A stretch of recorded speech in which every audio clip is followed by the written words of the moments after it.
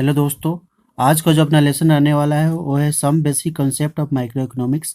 Micro economics के हम कुछ कंसेप्ट को समझेंगे। सबसे पहला है अपना टाइप्स ऑफ गुड्स, यानी गुड्स कितने तरह के होते हैं। तो इसमें है फाइनल गुड्स, इंटरमीडिएट गुड्स और पूंजीगत वस्तुएं, है ना। तो पूंजीगत वस्तुएं, सबसे पहले हम इंटरमीडिएट गुड्स को समझते हैं। इंटरमीडिएट गुड्स क्या होता है? तो इंटरमीडिएट गुड्स वह वस्तु होती है जिनका उत्पादन रेखा अभी पार नहीं की हुई है, यानी कि उनका आगे अभी उनका उत्पादन होना बाकी है। इसका एग्जांपल मैं दे रहा हूँ। जैसे कि एक बिस्किट बनाने वाली कंपनी है, तो बिस्किट बनाने वाली कंपनी के लिए आटा, क्योंकि आटे से ही बनता है ना। आटा, चीनी की जरूरत पड़ता है बिस्किट बनाने के लिए। तो आटा, चीनी, है ना, मैदा, तो ये सभी क्या हो गया, बिस्किट बनाने वाली कंपनी के लिए एक इंटरमीडिएट गुड्स हो गई। क्योंकि उसका जो फाइनल गुड्स है वो क्या है, वो तो है अपना बिस्किट है। लेकिन बिस्किट को बनाने के लिए जो छोटी छोटी जितनी वस्तुएं जो उपयोग हो रही है, वो सभी क्या है, मध्यवर्तीय वस्तुएं। अगला है फाइनल गुड्स। तो फाइनल गुड्स वह वस्तुएं होती है, अंतिम वस्तुएं, जिन्होंने उत्पादन रेखा पार कर ली होती है। उत्पादन रेखा, इसको समझाता हूँ मैं। उत्पादन रेखा का मतलब है कि पार कर चुका है, मतलब ये रेखा एक तरीके से समझ लीजिए, ठीक है। ये यहाँ पे एक बिस्किट है। यहाँ पे सबसे पहले क्या क्या होगा, पहले जो आटा होगा, फिर चीनी मिलाया जाएगा, आटे में चीनी, उसे गर्म करके फिर क्या हो जाएगा, बन जाएगा बिस्किट यहाँ पे। अब ये बिस्किट बन गया, इसके बाद आगे तो नहीं बढ़ेगा ना। बिस्किट के बाद सीधे क्या हो जाएगा, सेल करना है। तो अंतिम उत्पादन रेखा है, सबसे पहले आटा, फिर चीनी मिलाया गया, फिर पानी मिलाया गया, फिर उसे गर्म किया गया।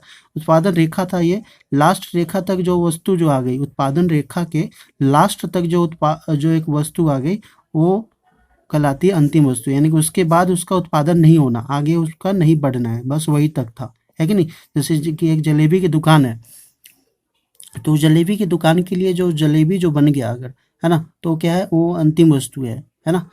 तो ये सारी चीज़ें हैं, ये गुड्स, फाइनल गुड्स, ये अंतिम वस्तु है, ये था मध्यवर्ती वस्तुएं। अगला हम समझते हैं पूंजीगत वस्तुएं। तो पूंजीगत वस्तुएं वे वस्तुएं होती है कंपनी के लिए जो लॉन्ग टर्म के लिए होती है, लंबे समय के लिए होती है। जैसे कि एक कंपनी ने खरीदा है मशीन, बड़ी मशीन है, तो क्या है, लॉन्ग टर्म के लिए है ना, 10-15 सालों के लिए है। और एक और शर्त है कि ये वस्तुएं से जो है ना, इन वस्तुओं का उपयोग, कैपिटल गुड्स जितने भी होते हैं, इनका उपयोग प्रोडक्शन में किया जाता है, लाभ कमाने के लिए जाता है। यानी मशीन अगर खरीदा है कोई कंपनी, तो सीधी सी बात है, उस मशीन से कोई ना कोई प्रोडक्शन करेगा और उससे कंपनी को प्रॉफिट होगा। तो पूंजीगत वस्तु वह वस्तु होती है जो कि लॉन्ग टर्म के लिए खरीदी जाती है। और जैसे मशीन हो गया, है ना, तो कह सकते हैं जितनी भी फिक्स्ड असेट है, जितनी भी स्थिर संपत्ति है कंपनी की, वो सब क्या है, कैपिटल गुड्स है। उनका मोटिव क्या होता है खरीदने का, प्रॉफिट कमाना, है ना, प्रोडक्शन करना उससे, उन वस्तुओं से। और यहाँ पे एक स्टार करके पॉइंट लिखा हुआ है, एक ही वस्तु अंतिम व मध्यवर्ती वस्तु हो सकती है। यानी एक ही वस्तु, जैसे कि यहाँ पे चीनी, ठीक है, चीनी इसके लिए क्या था, मध्यवर्ती वस्तु था। अगर एक बिस्किट बनाने वाली कंपनी के अगर बात किया जाए, तो चीनी क्या है, मध्यवर्ती वस्तु है। लेकिन वही अगर फैमिली के लिए बात किया जाए, एक फैमिली के हिसाब से देखा जाए, तो फिर चीनी क्या है, एक फैमिली जो यूज करती है, तो उसके लिए, फैमिली के लिए वो फाइनल गुड्स है, वो अंतिम वस्तु है, क्योंकि लास्ट में उसे वही उपभोग करता है कि नहीं।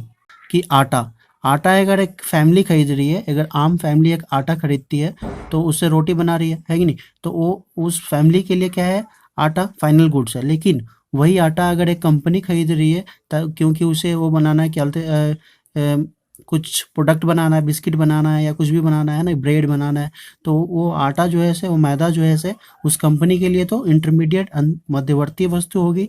लेकिन वही उसी आटा को अगर कोई फैमिली खरीद रहा है, तो उस फैमिली के लिए क्या है, वो अंतिम वस्तुएं हैं, अंतिम वस्तु है। तो ये होता है, ये यानी कि एक ही वस्तु अंतिम भी हो सकती है और इंटरमीडिएट भी हो सकती है। और पूंजीगत वस्तुएं वे वस्तु होती हैं जो कि लॉन्ग टर्म के लिए खरीदी जाती हैं, और जैसे मशीन हो गया, है कि नहीं। और यानी कि कह सकते हैं कि जितने भी फिक्स्ड असेट है कंपनी का होता है, वो सब क्या है, कैपिटल गुड्स है। और ये ज़्यादा महंगे भी होते हैं, जितने भी कैपिटल गुड्स है इनकी प्राइस भी ज़्यादा होती है, ठीक है। अब अगला है पॉइंट, डेप्रिसिएशन।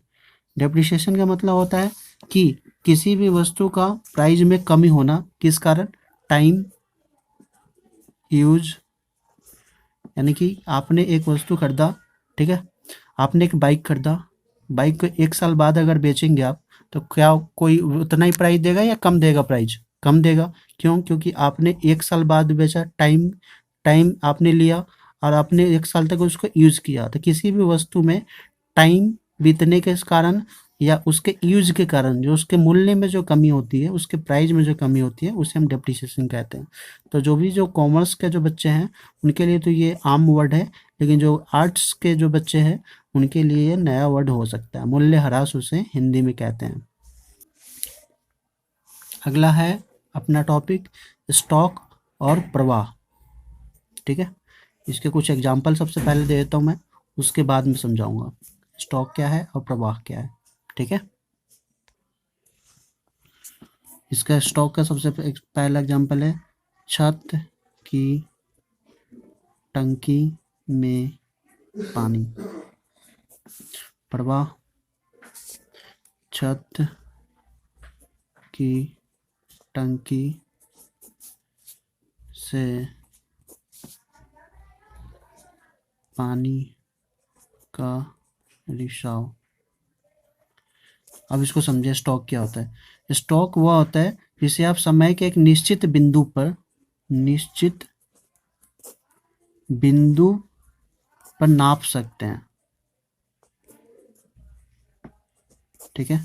समय के एक निश्चित बिंदु पर, मान लीजिए ये टाइमलाइन है, टाइमलाइन के एक निश्चित बिंदु पे 1 तारीख को, ठीक है, 1 तारीख मैं कह रहा हूँ कि 1 तारीख को 1 बजकर 1 मिनट पे इतना लीटर मेरे छत में टंकी में पानी है कि नहीं? मैं कह सकता हूँ कि नहीं? तो क्या है? स्टॉक है। समय के निश्चित बिंदु पे जिसे हम नाप सकते हैं किसी भी चीज़ को, तो वो क्या कहलाएगी? वो स्टॉक कहलाएगी। प्रवाह का मतलब होता है समय के एक निश्चित बिंदु पे नहीं, बल्कि समय के निश्चित अवधि में, यानी कि एक टाइम पीरियड में। जैसे कि मान लीजिए टाइमलाइन है, तो ये क्या था? ये तो था कि समय के एक निश्चित बिंदु पे, यानी कि डेट भी निश्चित होगा, टाइम भी निश्चित होगा। लेकिन यहाँ पे समय की अवधि में, समय के एक निश्चित अवधि में, यानी कि एक टाइम से एक टाइम के बीच में कितना पानी है ना? उसको उसको नापना क्या कहलाता है? प्रवाह कहलाता है। समय के एक निश्चित अवधि में, ठीक है, जिसे नापा जा सकता है, उसे हम कहते हैं प्रवाह।